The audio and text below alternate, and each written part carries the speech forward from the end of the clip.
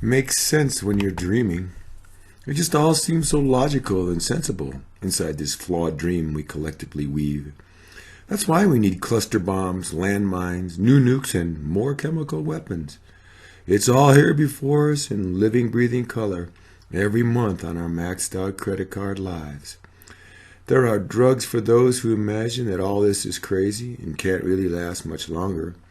We waste and pollute, overcrowd and degrade, extract, poison, and extinguish.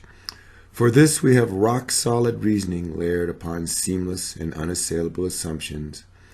From one bit of faith flows our vast river of well-constructed and inescapable dogma. Thusly can we ignore ancient wisdom and our starving brothers in our righteous blindness.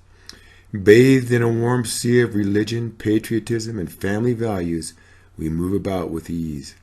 We readily expect third world sacrifice on behalf of our dreamy convenience.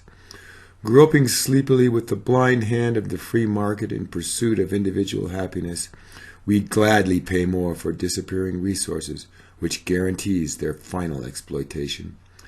The lights work and the water runs and the garbage gets hauled somewhere every week. Verily do we perceive the unending natural cycle of our inalienable consumer lifestyle. There's nothing out of context, and the wackos are sensibly and seamlessly ignored. Our own professionals in neat suits have organized agendas tracking everything that is actually important.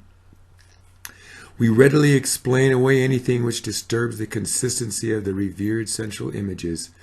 Thus, the multi-generational poverty and suffering of others is thoughtlessly tolerated. Just a couple of small basic distortions have increasingly warped our derived beliefs. And fat people drive oversized cars too fast, wasting and admitting, and calling it good.